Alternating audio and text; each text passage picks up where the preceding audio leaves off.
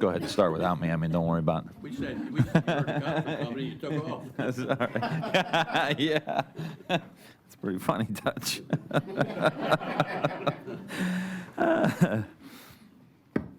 Call the hearing to order for the United States Capitol Police. Thank you, Chief, Assistant Chief Stephen Sun, Chief Administrative Officer Mr. Richard Braddock, General Counsel Gretchen DeMar, members of the Capitol Police Executive Team for joining us today to discuss the United States Capitol Police Fiscal Year 2020 budget request. The Capitol Police is an essential agency of the legislative branch.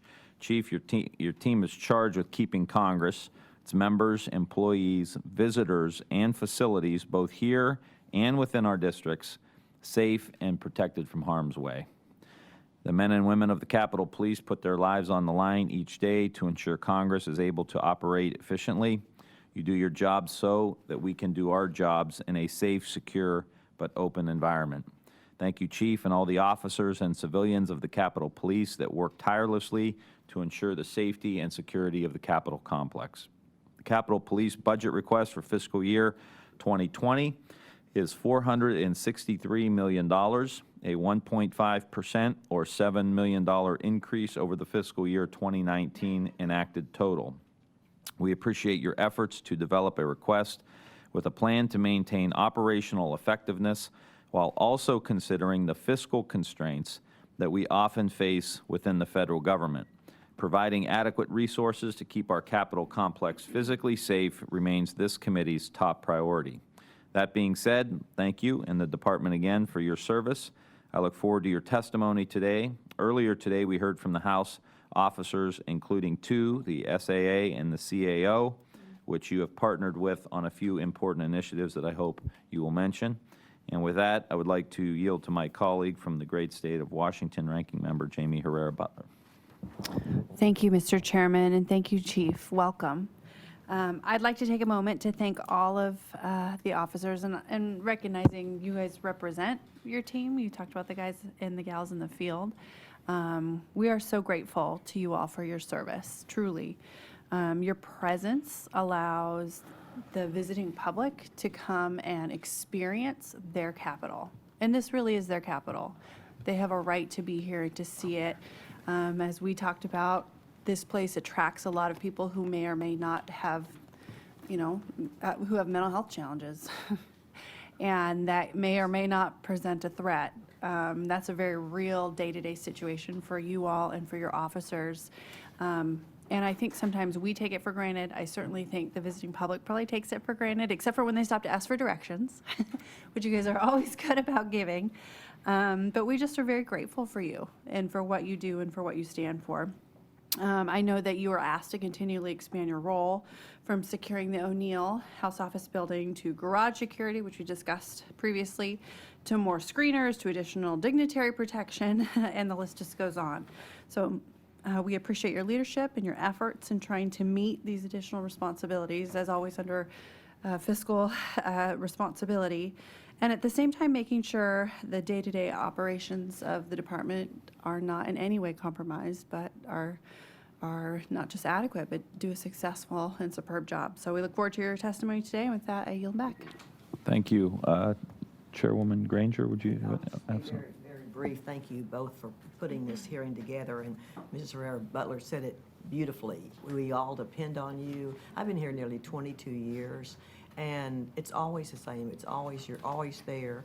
You're helpful to all the visitors, and that's really important to them and to us and to our staff.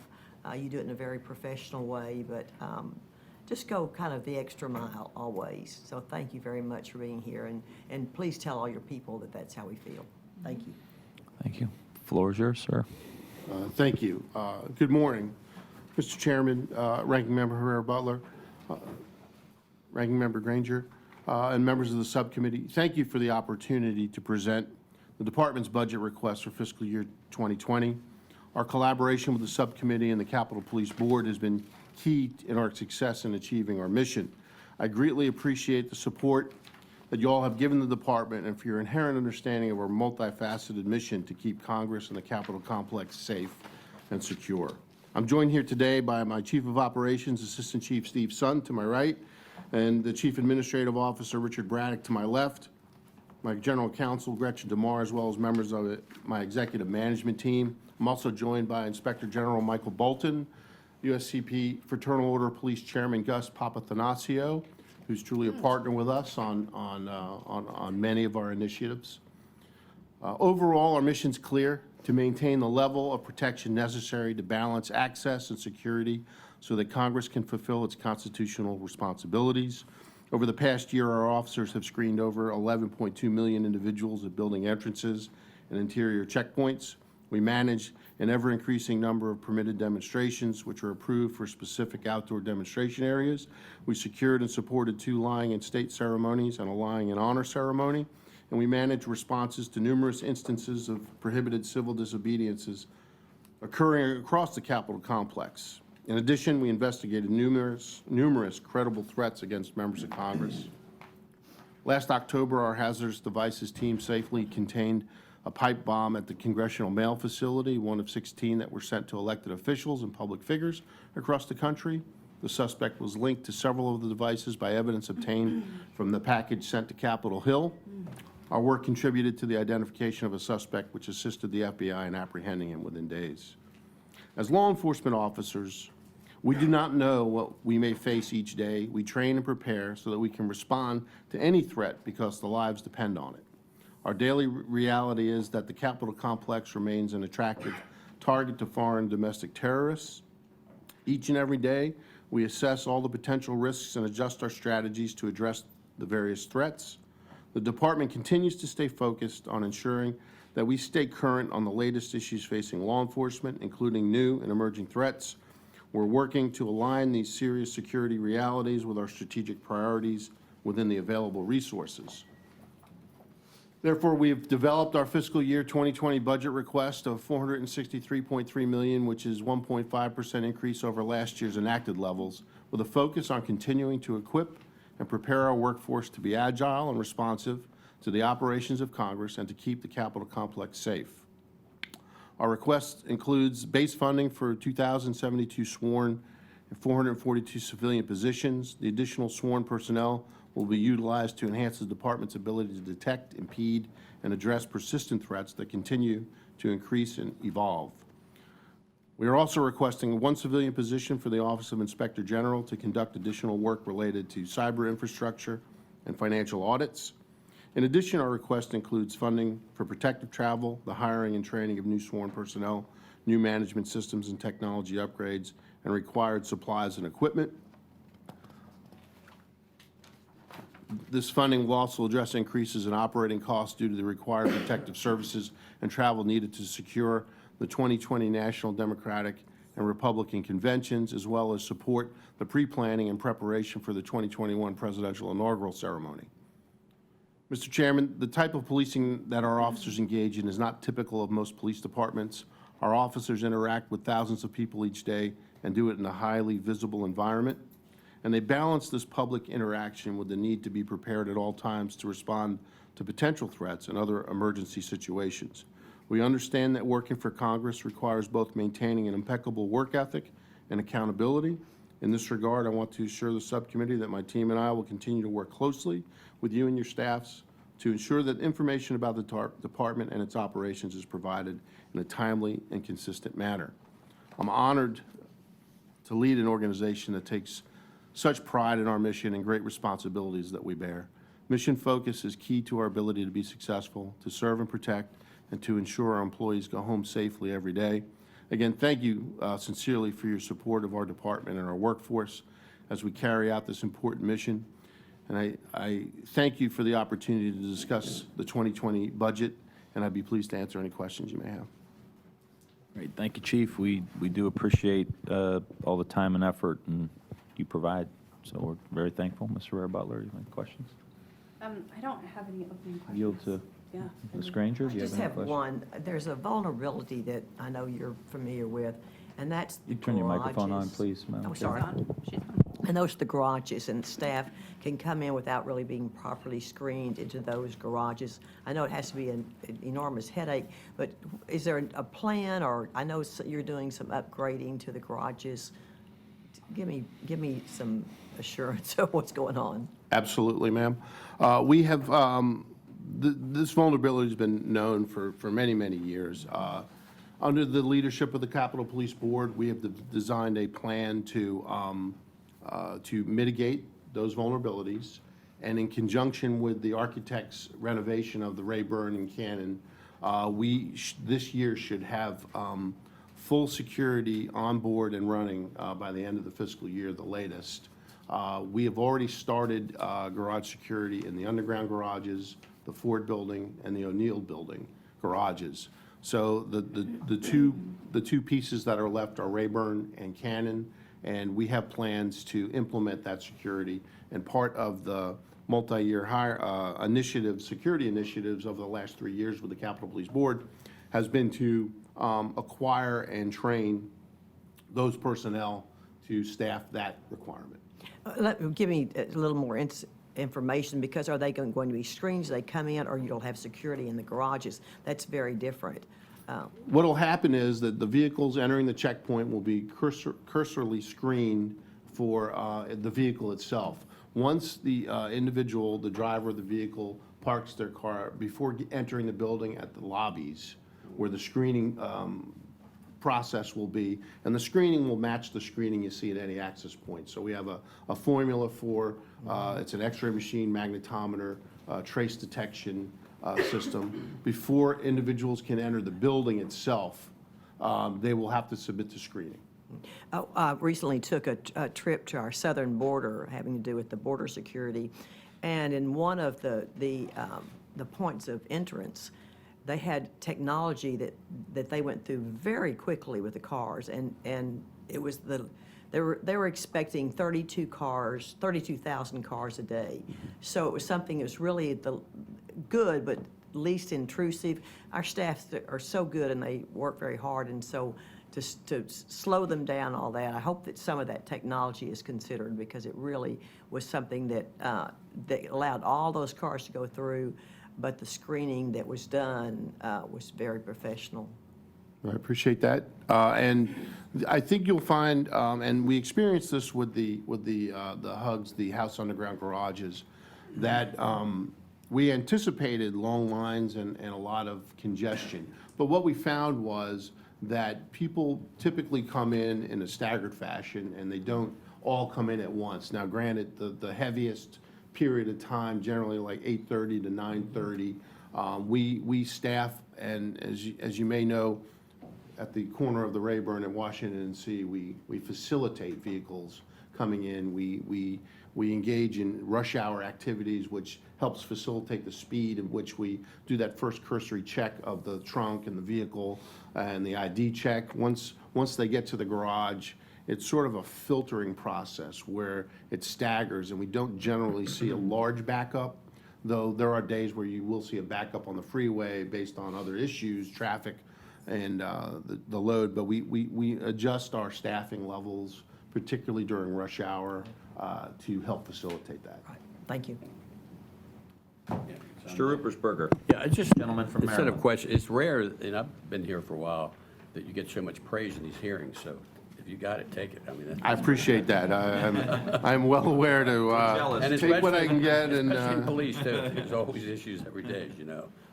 I just, from an information point of view, what are your requirements first to be hired? Do you have to have a two-year degree, a high school degree, or college degree? Do you have any, what? we recently updated the Capitol Police Board hiring regulations, so now you either need to have prior military, prior federal law enforcement, or 60 credit hours Okay. to be qualified to go through the process. Where's your office? Over by the Monocle? Is that Yes, building there? 119 D Street. We also have a large portion of our department is in the Fairchild Building, 499 South Capitol Street. So we divide the responsibilities and locations. And how many vehicles do you have? You're about 200 or so marked vehicles, unmarked vehicles. In terms of patrol, canine, we have about 56 canine vehicles alone, just so we can properly care for our canine partners. And the rest are 69 K9? 59, Oh, 56, I'm sorry. Okay. Yeah, so we have a vast ability, and the canines are a force multiplier. Last year, I think we did over 200,000 searches with the dogs, whether it's a fixed post or whether it's for a head of state arrival where we're securing a room or an area. And we also have the person-born dogs, which are out. We have 14 dogs, which also are out and about in the population, looking for people, looking for suspicious things on people. And they breathe the air that people leave behind as they walk by. And we are actively seeking to find the bad guy out in the public. Has it happened before? We have identified issues with individuals to the extent that we found someone who may be wearing a vest or some type of device. That has not happened. Okay, and on a regular day like today, how many uniforms do you have at the House, Senate, and Capitol? It varies. We've got about 150 officers assigned to the House Division alone during day shift. So we work X number, about 120 fixed posts, which includes people on post, break personnel. The Capitol, on any given day, we may have approximately 400 people working in the Capitol for over 3 shifts, 450 people. But it's 24/7 operation, so it's doors that are open 24/7. It's the House and Senate chamber. It's the officers that screen at the CVC. It's the officers that are walking patrol in the Capitol that handle the sort of lines. We also handle the committees. We also handle all those various types of things. On the lion's share of the work occurs on day shift in 3 to 11. We also have a midnight team that's here overnight. We also have patrol officers that are out patrolling the streets. We put various number of In what parameter? on Capitol grounds, on the general jurisdiction of Capitol grounds proper, we're the primary law enforcement department. In the extended jurisdiction of the city, where we have jurisdiction to traverse a few blocks off the grounds, we'll do that if there's a violent crime in progress, or as part of our routine patrol, because we know where members reside, we know where we also have. And do you support other law enforcement agencies when they need help? If they ask for assistance, we will support the agency within reason, absolutely. And we have a very good relationship with the Metropolitan Police. We work very closely because we're inside the first police district of the Metropolitan Police. We monitor their radios, they monitor ours. We work very closely with the United States Park Police, our neighbors across 3rd Street. A lot of the issues that come up overlap. We'll have a suspect who's wanted for something downtown who traverses Capitol grounds.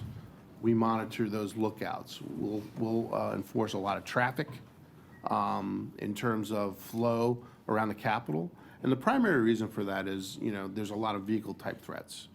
We spend a lot of time and effort in securing the streets from vehicular trucks, buses. You'll see our officers at all of the main 4 checkpoints around the Capitol.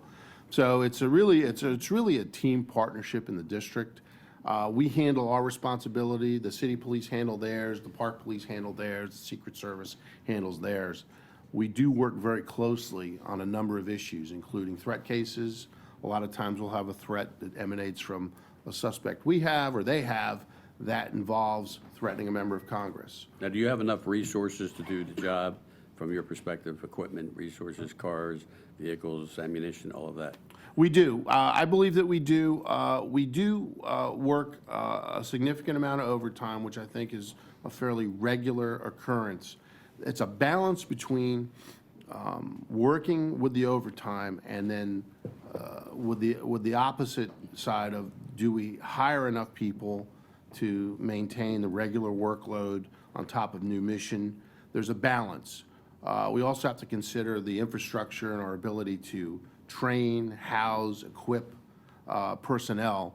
I think we're at a balance right now. I think in future years, you're going to see the Capitol Police asking to reduce that difference as soon as we complete our current requirements for the new initiatives. And what's your starting salary? It's about 60,000. And 5 years, what would you be? I can get you that number. It's generally about 68, I believe. Okay, and then once You get regular increases based on your tenure. As soon as you're out of the academy, you get a raise, and then the final question, do you have a lot, because you're well-trained, you have a lot of people, I'm sure other departments are always trying to pick your people They are. on a regular basis. They are. What do you do, shoot them? No. No, it's It's one of those things, Congress has been very generous in terms of starting pay and benefits. I like to think that the working conditions and the leadership retains people. I think money gets them in the door, benefits get them in the door. I think the history, the things that we see and do, really keep a lot of people. We don't have a huge attrition problem. We lose about 60 to 80 people a year to retirements. Some people go to other agencies. We regularly fill for those requirements. Right now, we're filling on top of that to complete the garage security initiative.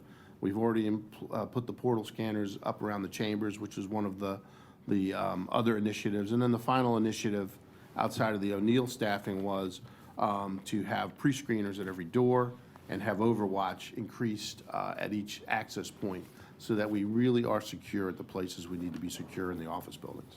Okay, thanks. Thank you, sir. Mr. Newhouse. Thank you, Mr. Chairman. Well, welcome, Chief Verderosa and all your team. And just let me echo the comments that have been made. I appreciate everything you do to keep us safe around here. It's a level of comfort that I think we tend to take for granted. You really don't have to worry about things when we're on the Capitol campus because of your diligence, so thank you for that.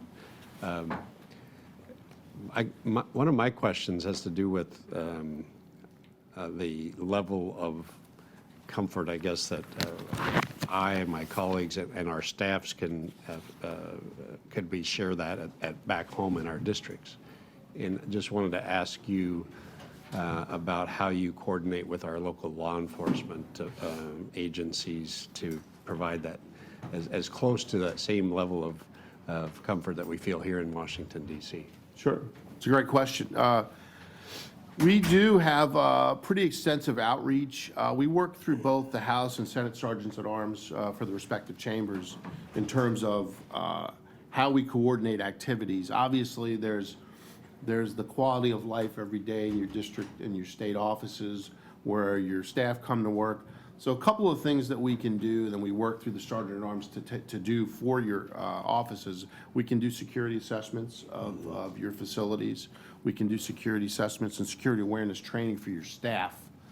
We can do that either in person or we can do it telephonic or through teleconferencing with your DC staff as well. We are glad to do that. We also can provide you with some training in terms of active shooter response. And then one of the things that we do in our investigations division is, and Mr. Irving probably spoke a little bit at his hearing, it's something we talk about regularly in terms of coordination with your staff. We ask the staff to appoint someone as sort of the law enforcement coordinator for the office as a collateral duty. Our investigations division, at the request of your offices, will do a law enforcement coordination for any of your public events. So if you have an event, if you provide us with the schedule and the venue, we will do a workup. We'll look at it both through open sources and through classified to see if there's any type of threat assigned or assessed. If you have any particular individuals that you know of who could be disruptive, we'll certainly look at that as well. And then we coordinate in terms of with the local law enforcement to provide coverage, should you desire coverage. And that could be either through the local city police, the sheriff's office, state police. If we develop the assessment for that event, for a particular event, and we find that it's at a very high or moderate level, we may even assign dignitary protection agents to that based on what we find. And we coordinate that through the Sergeant at Arms. We have some member offices. We did about 460, 470 coordinations last year in 18. It's both out of state in your home district, and it's also for events that occur in the National Capital Region as well. So so far this year, last year we did about 100 or so, 95 or so coordination events here in the National Capital Region for events that members have. And this year, we're well on our way to surpass that number based on a lot of issues, the timing, the baseball games coming up, and we provide security for those practices as well, and the softball game as well. So we coordinate very closely through the Sergeant at Arms, and there's a lot of things that we can do, we can offer member offices to try to alleviate some of those concerns. I've certainly found that our local law enforcement agencies and state patrol, sheriff's departments have been, I can't say enough about how cooperative they've been in working with you and being providing assistance.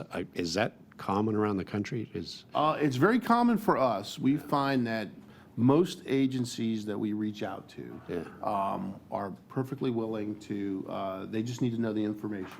They really want to be responsive. They see it as one of their duties and responsibilities. And we've gotten tremendous support, and even when we were doing these things prior to, obviously, the shooting incident, but it really came to fruition after the June incident in 17, where there became a greater awareness, and more members were taking advantage of that, and we encourage that. And we'll do community outreach within the buildings and stop by your staffs to try to just let people know what services we do have that we can provide. And certainly, we can make the rounds and make sure that everyone is aware of what we do so that you are better informed and you can have, more access to the things that we offer. You said something about 460 events that you've done assessments for in the last year. That's right. So is that, there's 435 just of us. Does that happen at our request, or are you? Typically, it's member requests. Okay. In our routine review of events and issues that are taking place, if we find an event that's going to happen, if we see that there's a demonstration that's going to impact your office, we will reach out to your staff. So you're being proactive about that Unsolicited, too? yes. Yeah, okay. We proactively do it. Most of the arranged member security events at off-campus events come through as a partnership between your staff and through the Sergeant at Arms and us. There are some members that take great advantage of those services, and there are others that have yet to take advantage of that. And we're always striving to reach out to those Okay, members. we need to let the word out. Just, Mr. Ruppersberger asked a record number of questions in a short time, but one thing that it was just almost got to, I was going to ask you, what's, it's a unique service, the Capitol Police, and I would think you mentioned a lot of the different things that attract and keep people here, but what's the average length of service of a member of your force? Well, we have quite a few retirees. We've had, it's interesting. We've had some officers that have been on the same shift for 30 years. Really? They just love what they do. They It shows too. You can, Well, they like the people. I mean, this is a job where you really have to enjoy dealing with people. We deal with, between 10 and 15 million people a year. Those are just the ones who come in the building. And there's millions more who just traverse the grounds. And I think it takes a very unique sort of personality to really enjoy that. I loved throughout my career, and I've been here for 32 and a half or so, the change that we afford troops. If you want to transfer to another shift, you can do that. If you want to take a promotional exam, you can do that. If you want to find a specialized assignment, if you're qualified for, you take advantage of that. And sometimes you find someone and they really hit their stride, and when they get to a niche that they really enjoy. One of our most popular positions is a canine handler. And it's hard to get those folks out of those jobs. They love the job, they love the partnership with the dog, they love what they do, and if it's something you love so much, it's really not work. And I think if you were to talk to any group of officers on a department, they're probably the happiest ones that we have, canine officers. Just one other quick thought too, Mr. Chairman. If you ever surplus any of your cool motorcycles, let us know. Okay, I will, Mr. Braddock. Please note that. I appreciate the kind words, and I'll certainly pass those on to the troops. Thanks for being here. Yes, sir. Thanks, Mr. Newhouse. We met last week and we talked a little bit about generally the House Wellness Program. We just talked about it with Mr. Kiko, and that's up and running, and we talked about that in the context of the Capitol Police, and I know in that conversation, you talked a little bit about your relationship in collaboration with the Federal Law Enforcement Training Center. If you could just talk to us a little bit about what that relationship looks like and some of the, Sure. get into some of the details as to what that training looks like. Absolutely. In terms of the wellness program, we do partner with Mr. Kiko's staff and the wellness director. As a matter of fact, we met with him yesterday. Mr. Braddock did. Good. In terms of the mindfulness and our emotional and physical health and our financial well-being of our employees, as we discussed, the goal for us, for me personally, is to make sure that when our officers are on post, that they're focused on their mission as opposed to things that will distract them. Whether that's a problem at home or whether that's, a health issue or whether that's something that is troubling them within the workforce, we want to resolve that issue and take care of the emotional, the financial, and all of the support things through our staff with the CAO's office. So I don't want people to be worried about their health insurance. I want them focused. So we spend a lot of time and effort to develop those programs. One of the things that we do, and Mr. Braddock was instrumental in helping us, is we've redesigned how we look at new recruits and applicants. We do a much more in-depth analysis of where they are, their maturity level, the things they bring to the table to be qualified to be Capitol Police. And part of that is through our psychological examination and the wellness part of it and the mindfulness. In terms of the Federal Law Enforcement Training Center, Mr. Braddock, can you elaborate a little bit? Yes, sir. The Federal Law Enforcement Training Center's leadership division is working on a wellness and resiliency program that they want to introduce. Our vision is much broader in terms of what we're looking to do. There's a lot of things they're working on, but there's also a tremendous resource in the House Wellness Center. And we're looking to do an inventory of all of that and see what else our workforce needs and build on that. So our idea is to have both a focus on the individual, a focus on the supervisor, so the supervisor can take care of themselves and be a resource to the individual. And then holistically as the agency, what are we doing to help folks? As the chief said, there are 4 main areas we're looking at. We're starting with our new recruits. We're looking at emotional intelligence and critical thinking. As I mentioned to you when we met, we've started to train our recruits in that area to help give them extra tools to be able to take on this mission and balance that with their work and their home life. So there's a lot of initiatives that will be taken on. I was very happy with our meeting yesterday because there's, as you had mentioned, there's some tremendous resources that the House Wellness Center is doing. We're going to be introducing a number of those. Great. In terms of the federal law enforcement curriculum, they're looking to design a curriculum that sort of mirrors the kind of thing that we're doing in terms of how we treat our new employees when we bring them onboarding. And that is yet to be really flushed out. It's really fairly recent reach out from FLETC to us. So as that develops, we'll be sure to keep you up to date on what we're doing. Okay. Absolutely. That's great. That's great. I think the more collaborations we could build, Yes, sir. context of the House, other federal training that's happening. I think that, this is the future. I mean, we're looking at it across the board with first responders. We see it in Ohio with the opiate epidemic and the level of exhaustion for all the way into the emergency room, workers to the coroner. Right.